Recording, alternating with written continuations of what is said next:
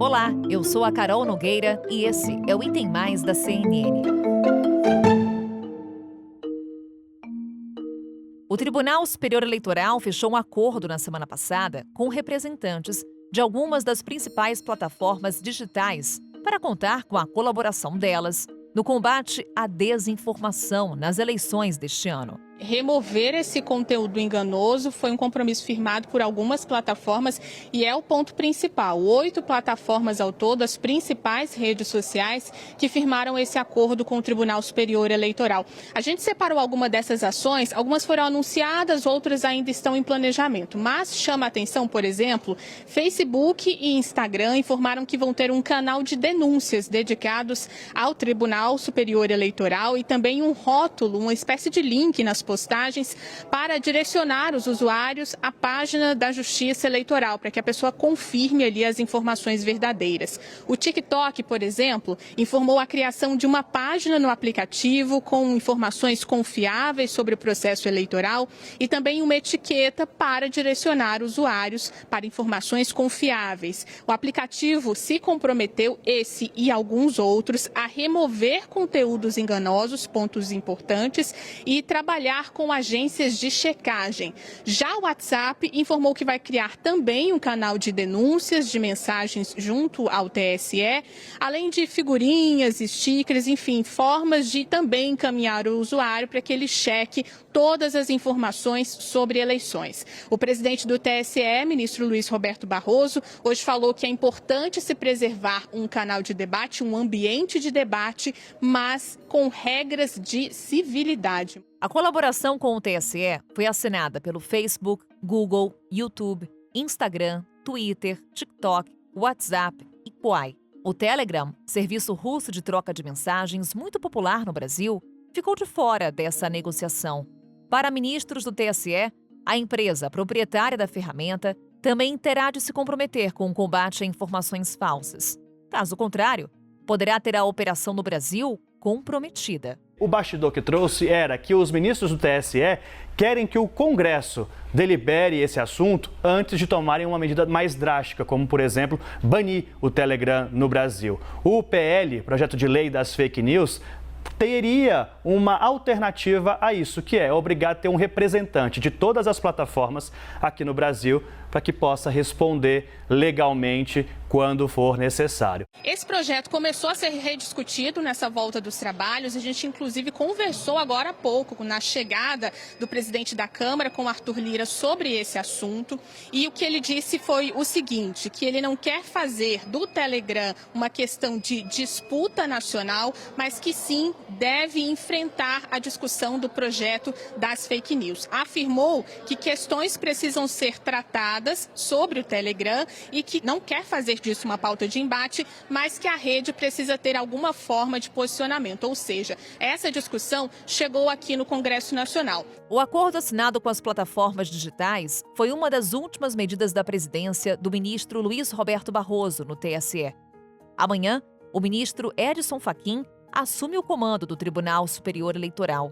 Ao final de uma reunião de transição da presidência do TSE, Fachin destacou a segurança cibernética e o combate à desinformação como elementos fundamentais para o fortalecimento da democracia neste ano. Cibersegurança é um elemento imprescindível.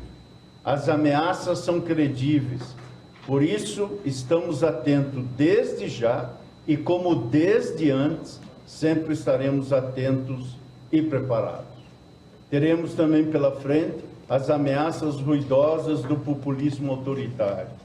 Enfrentaremos distorções factuais e teorias conspiratórias, as quais, somadas ao extremismo, intentam atingir o reconhecimento histórico e tradicional da justiça eleitoral, afrontando perversamente a honestidade e ao profissionalismo do corpo funcional da justiça eleitoral.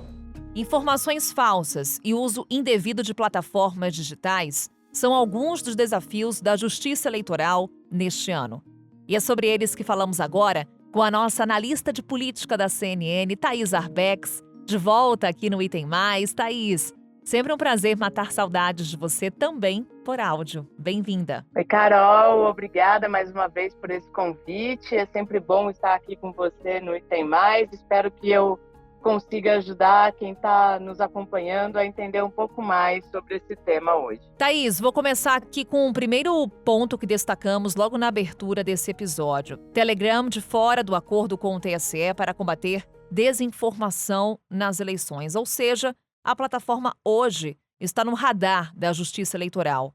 De que forma, Thaís? Carol, o que a gente tem ouvido de todos os integrantes ali do Tribunal Superior Eleitoral, de ministros, que sim, eles estão bastante atentos, não presença física do Telegram no Brasil, com uma sede própria aqui no nosso país, mas que há um entendimento que esse assunto, essa legislação, ela precisa ser de fato feita pelo Congresso. O que eles têm falado? A gente viu o ministro Luiz Roberto Barroso, que está deixando a presidência do tribunal. A gente viu o ministro Edson Fachin falando, que assume o tribunal na próxima semana, que eles entendem que o Congresso deve agir. E aí, se o Congresso não agir, a Justiça Federal vai pensar em alguma forma. E que forma é essa? No extremo, é o banimento da rede aqui no país. No Congresso, a gente sabe que há uma discussão em curso por meio do projeto das chamadas fake news, que é da relatoria do deputado Orlando Silva, do PCdoB de São Paulo, e essa discussão está posta ali. Como aplicar sanções a empresas que não tenham sedes no país? A gente dá o exemplo de que o Tribunal Superior Eleitoral tem se reunido com todas essas plataformas, mas não consegue nem sequer contatar o Telegram.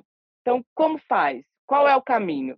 Essa discussão, esse ponto, eu imagino ser um ponto crucial para a discussão eleitoral desse ano, porque em 2018 a gente viu um debate muito pautado no WhatsApp, que rendeu ações na Justiça Eleitoral, a chapa do presidente Jair Bolsonaro. A gente sabe que esse julgamento no ano passado foi finalizado, o tribunal entendeu que não havia sanção à chapa, ou seja, não houve culpa ali, mas é um debate que a Justiça Eleitoral está atenta e que é preciso aprimorar. Se de fato a gente vai ver um banimento do Telegram no país, ainda não tem essa resposta. Vamos ver como se encaminha o debate no âmbito do Congresso, por meio desse projeto que eu citei, e aí sim a gente pode começar a ter mais perguntas à Justiça Eleitoral, como ela vai agir a partir do momento que uma legislação estiver mais clara no país. Thaís, o Supremo Tribunal Federal concluiu o julgamento da ação apresentada pela Associação Nacional dos Jornais contra as restrições a propagandas eleitorais pagas em jornais impressos. Em que medida, Thaís, essa decisão do Supremo muda o rumo das campanhas eleitorais este ano?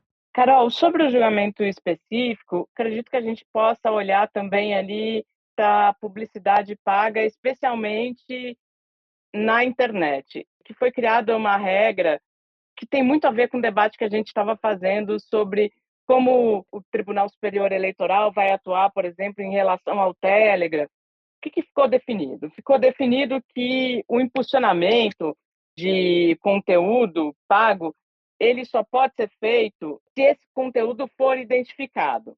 Ou seja, a publicação dessa propaganda eleitoral paga pelos candidatos, ela precisa estar identificada. O que acontece? Acontece que, se para alguns isso pode significar uma restrição, de outra parte, a gente vê que é um olhar mais atento justamente para que a gente não abra espaço para que notícias fraudulentas se espalhem.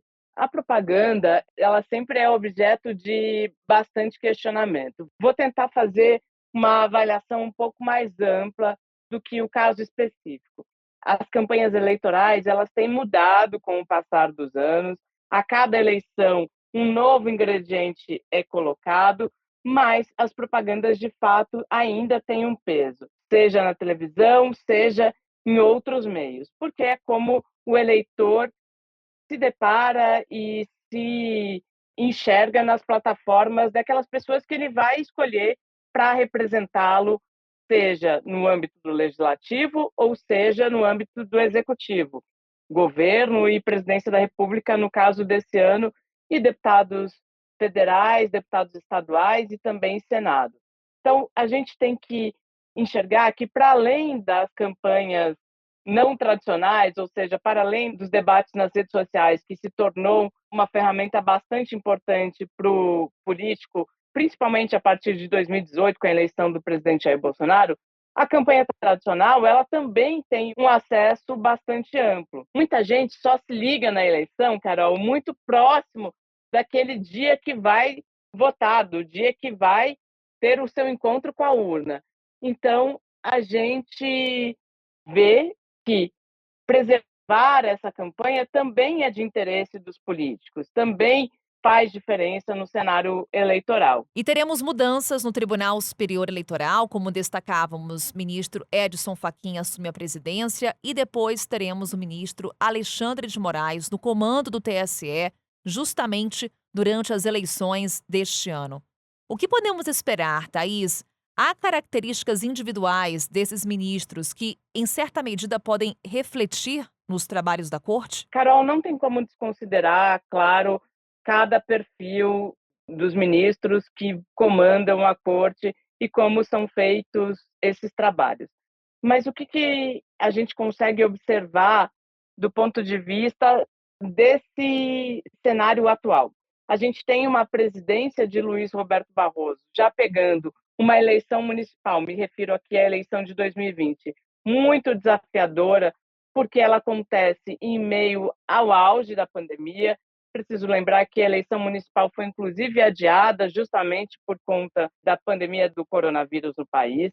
Então, pega esse cenário já bastante difícil, somado a todo o fato de que a gente já vivia e vivia com bastante intensidade um clima de beligerância entre os poderes, de muito questionamento em relação às instituições, tendo a Justiça Eleitoral e o próprio Supremo Tribunal Federal como alvos de ataques do próprio presidente Jair Bolsonaro. Por que eu acho importante a gente falar isso? Porque, a partir desse momento, a gente vê uma atuação quase que conjunta de todos esses ministros. A gente vê um espírito muito forte de unidade dentro da Corte Eleitoral, tanto que o ministro Alexandre de Moraes, que é o ministro que vai assumir a Corte em 2022, ganhou o papel preponderante já a partir da eleição de 2020. Ele foi nomeado ali coordenador de uma série de trabalhos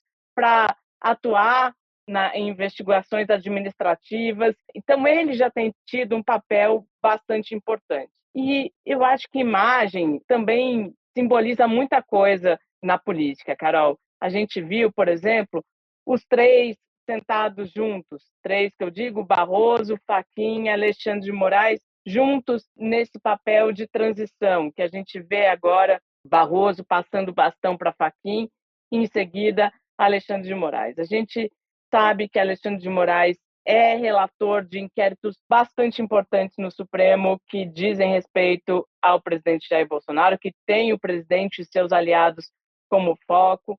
E a gente sabe que a atuação do ministro Alexandre de Moraes, muitas vezes questionada, tem sido fundamental para segurar muitos arroubos, muitas tentativas de fato, colocar a credibilidade das instituições em xeque. Por tudo que a gente lê, por tudo que a gente sabe, por tudo que a gente apura, Carol, a gente vê que deixar o sistema eleitoral desacreditado é um dos principais mecanismos de um movimento autoritário. Esse olhar atento, imagino que a Justiça Eleitoral já tenha, e o que a gente pode esperar é uma Justiça Eleitoral ainda mais atenta e mais dura no que diz respeito a notícias fraudulentas e a tentativa de jogar o nosso sistema eleitoral por água abaixo. Thaís, para você que acompanha a política há tantos anos, já participou da cobertura jornalística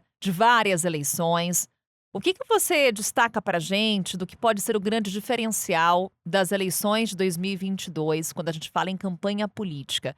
A gente sabe que a campanha política já começou, inclusive em anos anteriores, mas o que 2022 pode nos reservar em termos de diferencial? Como você disse, a campanha já está em curso. Eu acredito que será uma campanha bastante difícil, porque a gente vê um país bastante polarizado, e um país polarizado não é de hoje. Eu cito, por exemplo, a campanha de 2014, em que a gente já tinha um clima bastante beligerante, uma eleição que também foi questionada. O então candidato derrotado Aécio Neves, do PSDB, também questionou o resultado daquelas eleições.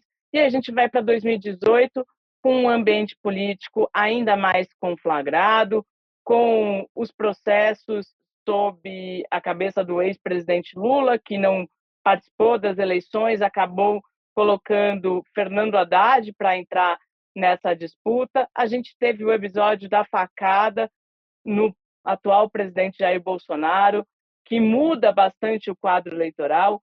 18, Carol, a gente teve, no fim, ao cabo, a eleição da antipolítica.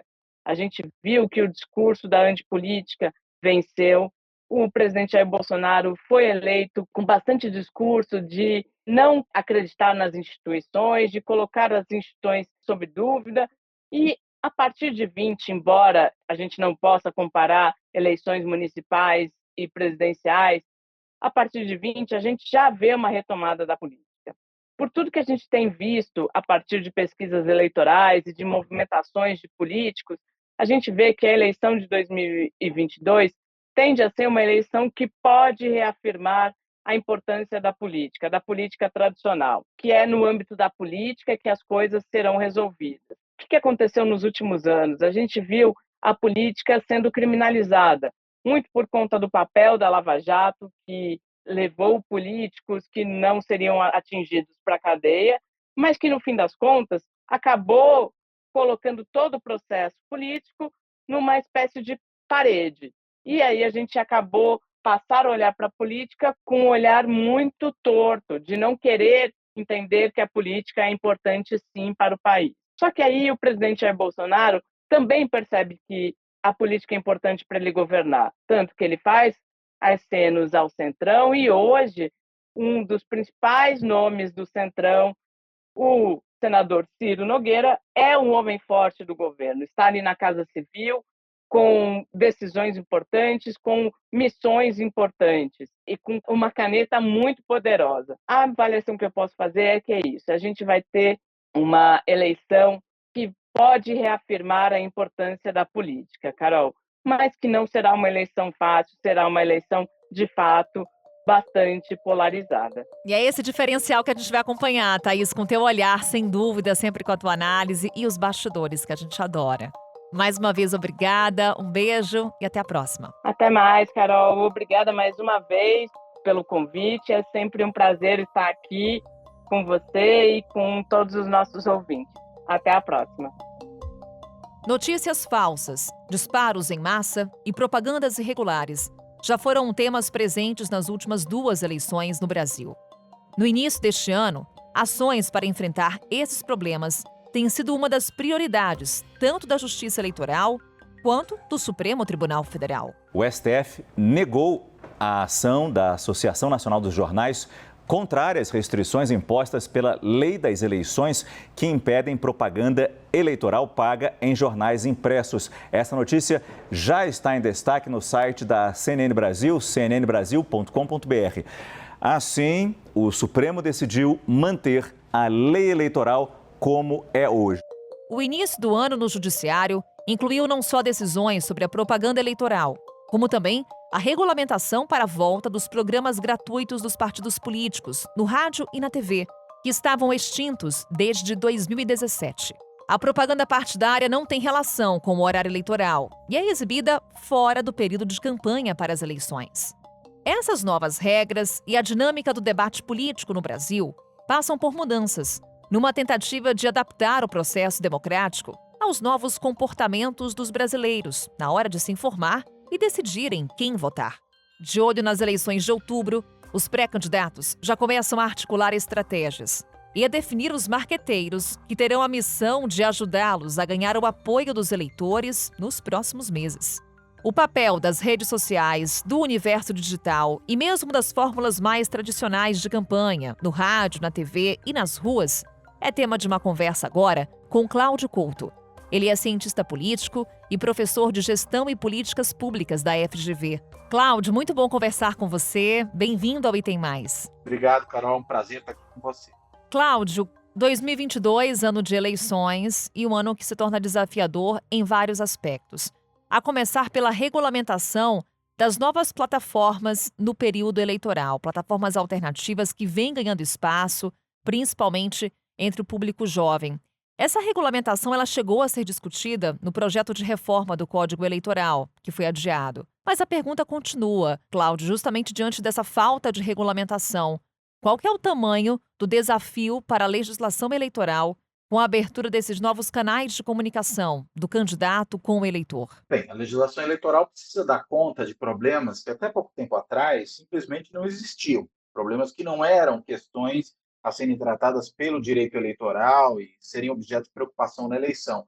Antes se preocupava muito mais com questões relacionadas à campanha de rua, a maneira como se utilizava o tempo no horário eleitoral gratuito do rádio e da TV, mas não essas novas formas. E desde, pelo menos, a gente pode dizer que estão muito fortes nas eleições brasileiras. 2018 foi talvez o ápice desse processo. E agora, não só no Brasil, né, mas em todo o mundo, é preciso que haja uma regulamentação maior para evitar o abuso, para evitar o espalhamento de mentiras, a destruição de reputações, enfim, campanhas que podem, na realidade, não ser justas, não serem campanhas limpas do ponto de vista da democracia.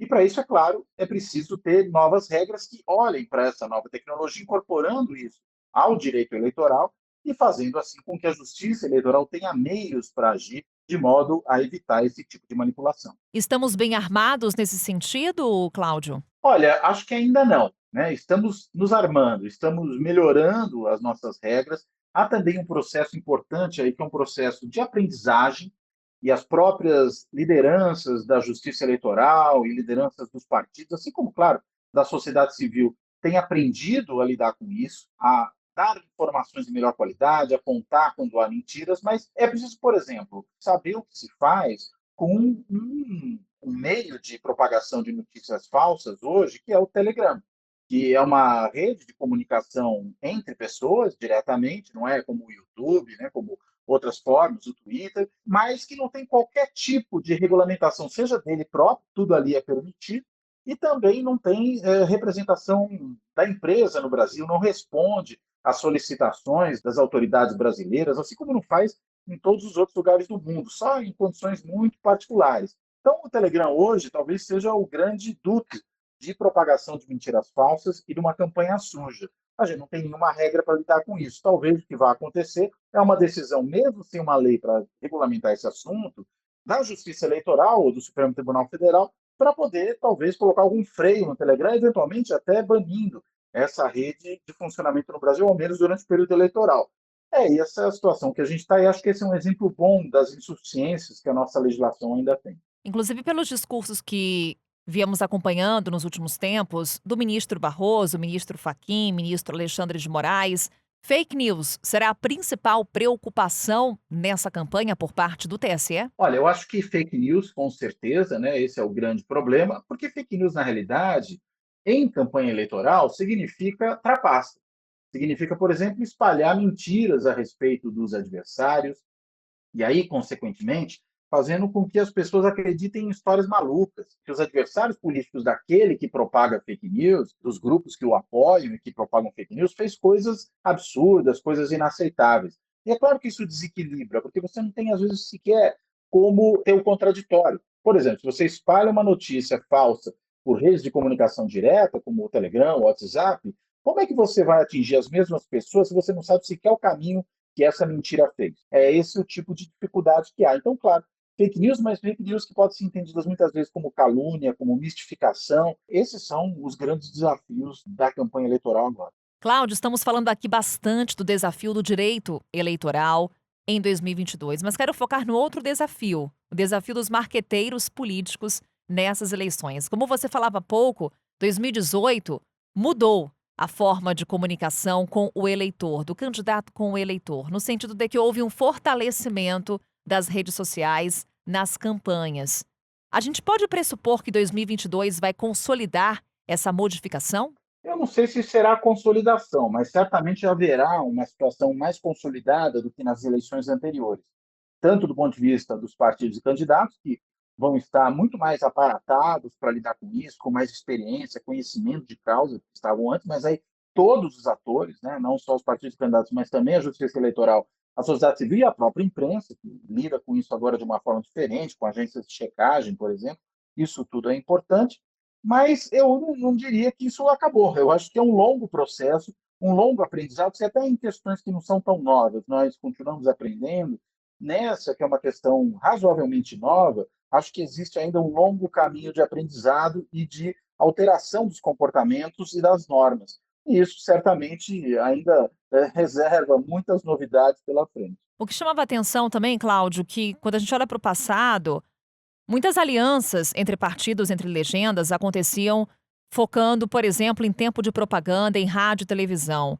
Quando a gente tem esse espaço maior das redes sociais, esse tipo de aliança, ele enfraquece? Eu acho que esse tipo de aliança enfraquece em parte, né? Porque, na realidade, as redes sociais vão também espelhar essas alianças, né? Alianças que ocorrem, digamos, no mundo normal da política, no mundo tradicional da política, o que elas vão ter é um novo meio para se propagar, que é esse meio digital, as redes sociais, as várias formas que a nova tecnologia permite a esses atores. Mas eu acho que as alianças continuam importantes, talvez até em alguma medida elas sejam facilitadas, justamente porque a comunicação é facilitada, né? A troca de informações, de ideias, que é importante para a construção de qualquer aliança, isso tudo é facilitado. Cláudio, propaganda partidária, voltando às vésperas das eleições, muda alguma coisa na disputa de outubro? Olha, não sei se muda muita coisa, né? Muda alguma coisa. Primeiro, a gente tem um espaço a mais para que os partidos possam se comunicar com o eleitorado.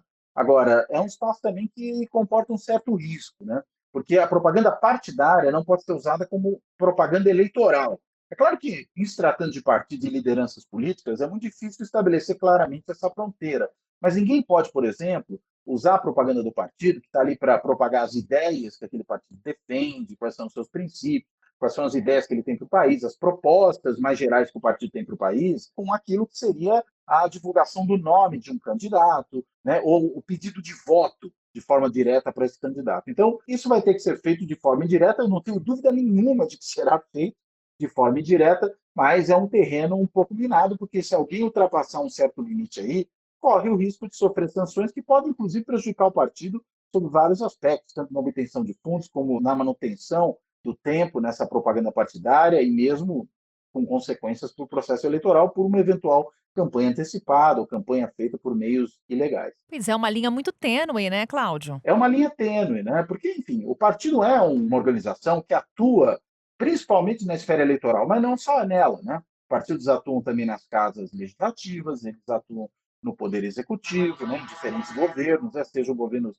estaduais, municipais ou federais, e daí, consequentemente, essa atuação dos partidos nas mais diversas frentes acaba também produzindo, na hora que esse partido vai se comunicar com a população, o risco de uma confusão. Peraí, agora é o partido que disputa a eleição que está falando, ou é o partido que pode governar que está falando, que atua no legislativo? Ele está falando sobre as suas ações como um partido que ocupa lugares institucionais ou como um partido que quer ocupar esses lugares institucionais por meio do voto popular? É essa fronteira tênue que existe aí, realmente, até pela natureza da democracia, não dá para estabelecer uma separação rígida, uma separação muito firme dessas duas coisas. Cláudio, para a gente encerrar, muitos nomes que já figuram nessa corrida ao Palácio do Planalto, pré-candidatos, anunciaram os seus marqueteiros na campanha. Esses marqueteiros focarão em qual eleitor? Quem é que está na mira nesse momento? O eleitor mudou muito dos últimos anos para cá? Olha, é o eleitor que ele observaria de qualquer maneira, sobretudo um eleitor jovem, né, esse que está entrando agora no processo eleitoral, que responde de forma distinta aos antigos instrumentos de marketing político.